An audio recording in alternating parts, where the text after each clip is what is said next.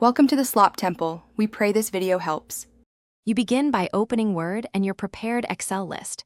This is why structure matters. Word reads headers as fields.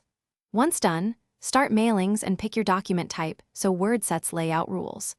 Make sure to link the exact sheet in the workbook and confirm the header row option, because mismatches stop fields from appearing. Now place the cursor where the first personalized element should go and prepare to insert merge fields. You now populate the document. Insert merge fields exactly where personalized data belongs, and preview frequently so spacing and commas look right.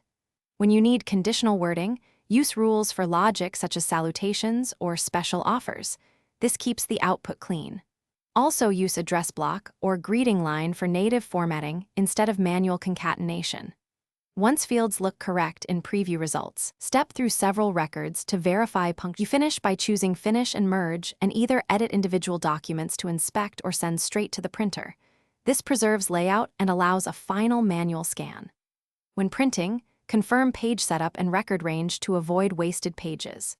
If data appears blank or misaligned, make sure the Excel header names match field names, the correct sheet was linked, and the source file isn't locked by another program. Relink if necessary and preview again. Thanks for watching. Consider subscribing if we helped you.